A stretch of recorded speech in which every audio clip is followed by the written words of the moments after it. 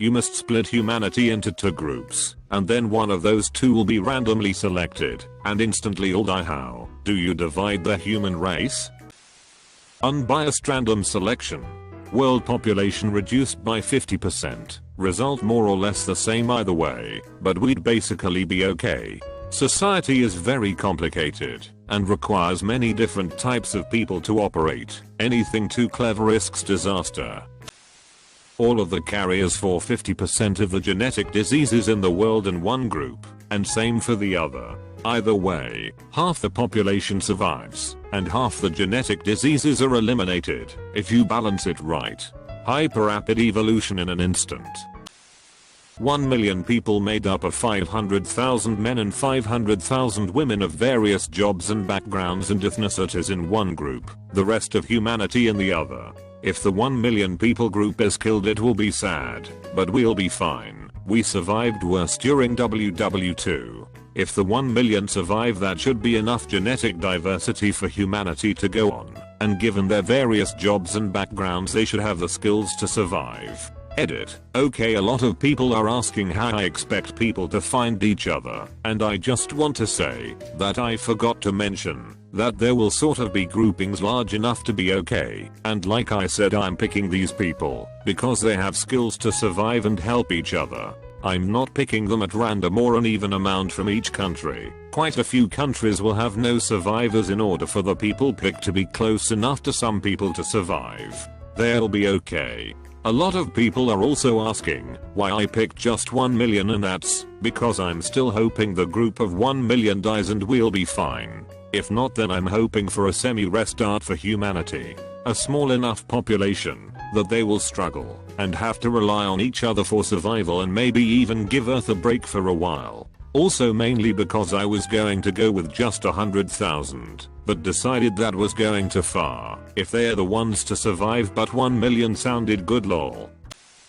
Necrophiliacs. Everyone else. Either a lot of people will be a little happier or very few people will be a lot happier. Group 1. Me. Group 2. Everyone else. I'm either praised as a hero for volunteering for the insta-death group, or I get to find out the answer to the ever-present AskReddit question about what you'd do if you were the last person alive on Earth. At first I thought random would be the way to go, but I would want to keep families together to minimize orphans and other heartbreak. Put people into family unit groups for 3 generations, so kids plus parents plus grandparents is one family unit group. Family units can be expanded with up to 25 additional people if 75% of the people in the group agree. So your so or best friend could be added to your family if your family is cool with that, or you can join so's family. Randomly divide the groups. Group 1. People who contribute to society, who try hard at what they do in order to leave the world a better place tomorrow. Group 2. Lazy, selfish, greedy assholes who wouldn't help someone if it meant they had to do a bit of work or get their hands dirty. If Group 2 dies, the world becomes a better place in an instant. If Group 1 dies, the rest of the world can shit on each other, and society can die a slow, horrible death. Extremists, political, religious, etc. vs everyone else. Either we are rid of these crazies or they are the only ones left, so they can duke it out and destroy the rest of the earth. This way I don't have to live in a world where people kill each other in the name of one god or another. Also would help oust many unstable govt leaders to create a more stable environment. One group contains all of the doomsday preppers and master survivalists, and the other contains the remainder of humanity. If the first group dies, the majority of people would be able to continue life, albeit now with no survivalists, and if the second group dies, the remaining minority will be competent enough with survival to rekindle the human race over time. People who are within 3 degrees of Kevin Bacon and arrest. If the first group goes, we lose a huge number of entertainers, politicians, etc., and need to rebuild society with a focus on something other than Hollywood. If the second group goes, I trust Kevin Bacon to lead humanity to a better place. Group 1 is 10% of the world's women and 90% of the world's men. Group 2 is 10% of the world's men and 90% of the world's women. It would be fascinating to watch unfold either way. Edit. It's interesting to see that so many people think that the male-dominated option would turn the guys into rape-crazy cavemen. Remember, the human race wouldn't be anywhere near at risk. World population levels would be the same as they were in 1970, but of course with the imbalance. First split them into male and female, clump adults from both groups, who are capable of childbearing together, and then clump old people and kids together. Aim for 50/50 male and female and 2 groups, one of old people who can raise the kids, and one of people who can have kids and raise them. Gives us 2 scenarios, where extinction is avoided. Group 1. Orthodox or fervently religious people. Group 2. Moderates, run-of-the-mill semi-religious non-nutbers, atheists, agnostics, etc. If the ultra-religious people die, cool. No more jihadists, idiots stabbing people at gay pride parades, or Westboro idiots.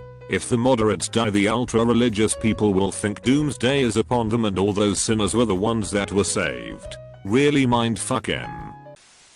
Don't split into randomly selected groups. Every single surviving person would be experiencing the deaths of half of everyone they care about. Every segment of every society would be ripped asunder. I think the best way to do it would be to have all of Asia, 60% of the world's population, in one group and the rest of the world, 40%, in the other. What's left is still fully functioning societies that can expand and reclaim the rest of the planet. Edit. Having woken up to 89 orangers, many of which are calling me racist against Asians and so on, please understand the following. I don't really want half of the world's population to die. I was answering Ops scenario. In my scenario, it's equally likely that I've set up Asia to carry on human civilization as to be destroyed.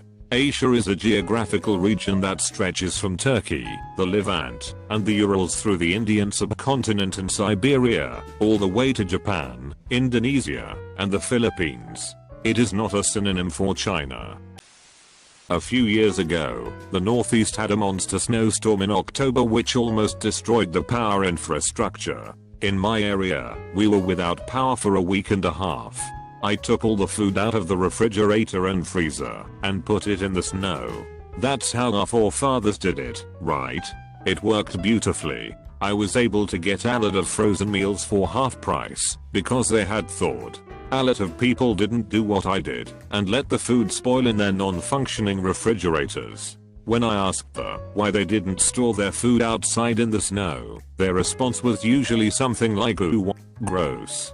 There was nothing gross about it. It was snow, water and maybe some ammonia, but people were afraid to use it as a refrigerant.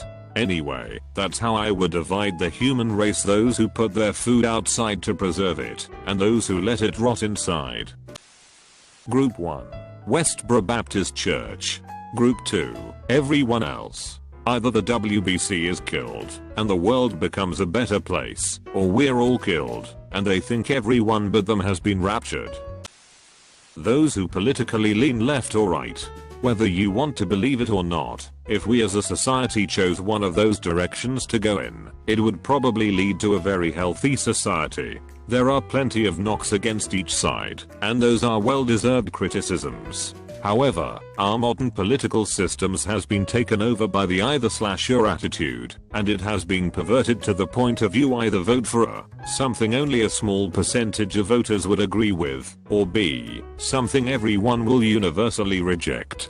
Both of the major parties do this, and the sad fact is most of the rational people I know despise this. There is a much greater concentration of people in the center than those on either side.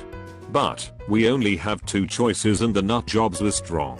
Irrational opinions get the most airtime. Because I can't think of anything witty or funny, let's go for first world and third world countries. You would either be left without the problem of trying to sort out the shit show that we created in Africa, etc., or the people who subsist in those countries would suddenly find themselves prosperous and take over our now empty towns, cities, and farms.